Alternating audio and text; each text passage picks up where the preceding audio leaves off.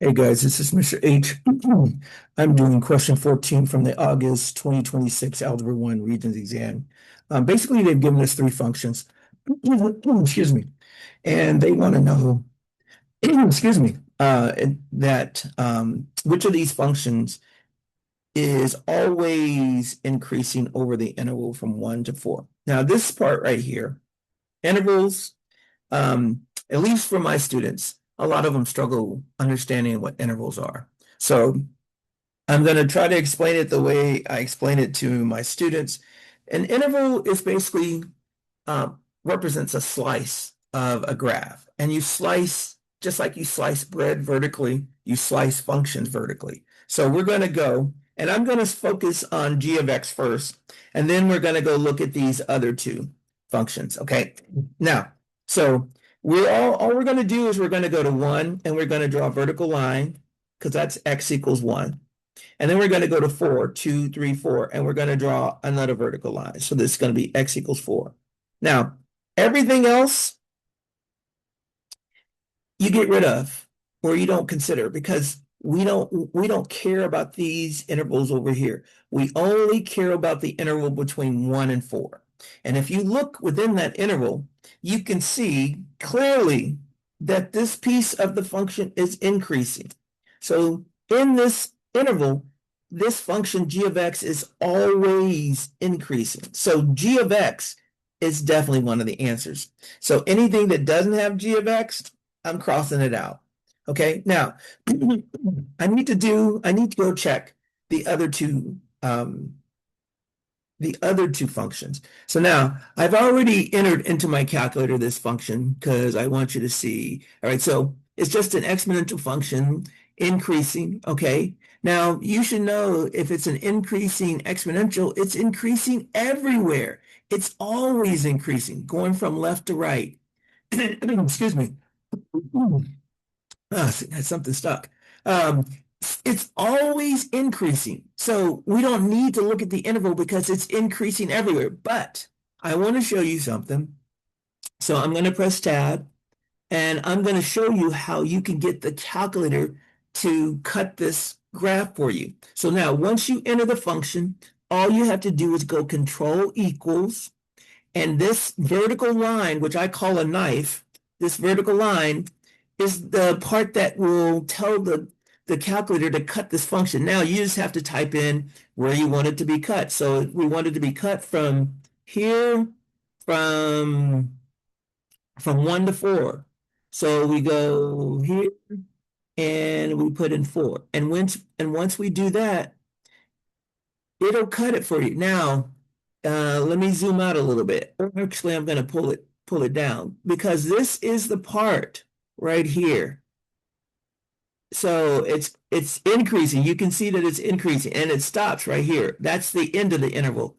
This is the beginning. In fact, let me do it a better way. I'm going to zoom out so you guys can see this. I want the center to be down here, right? But look, you can see I've zoomed out. It starts, this is at 1, this is at 4, but the key is you can see that this is clearly increasing from left to right. It's increasing, right? That's it. Now, and so, excuse me, I guess I need some water. But if you go back, we know the answer then is going to be 3.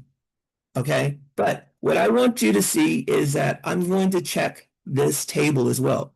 Now, what I like for my students to do if they have a table of X and Y values is to use the spreadsheet. So right here, I've already entered them. From here, once you've entered the table, I go to the home screen. I go to data and statistics. I put an X down here.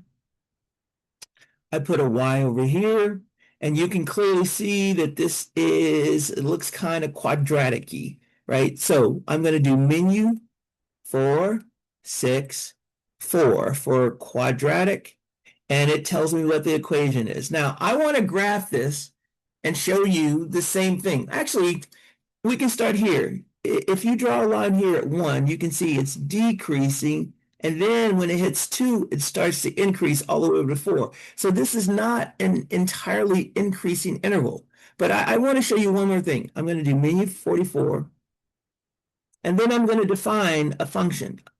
that I can graph. So I'm going to call this h of x. Since it was h of x, I'm going to come over here and then I'm going to type in this equation. So it was x squared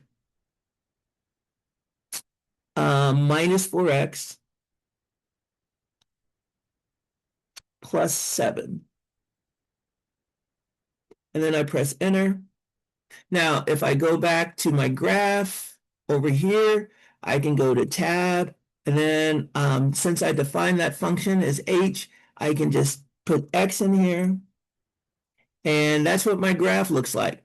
But the interval um, is from, let me go, actually, I want to get rid of this one. Let me hide it. And then I'm going to go back to the regular menu because I want you to see this. All right, from 1, if I draw a vertical line here, you can see it's decreasing over to 2, and then it starts to increase over to 4.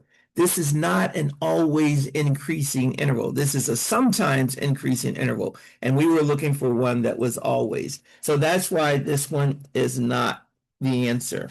It's not always increasing. So let's see, how much time have I spent?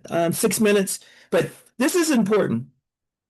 The thing that I want you guys to see is if you're given a function, graph it.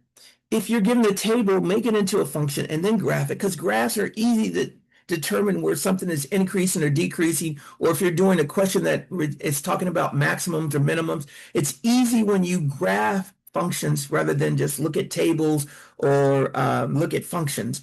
If you can look at the function, see it, it's easier to determine where it's increasing, where it's decreasing, where it's a maximum, where it's a minimum, where the y-intercept is. All those things are visible, and I think drawings, graphs are much easier for most students to interpret than just tables or stuff. So anyway, the answer for this one is 3.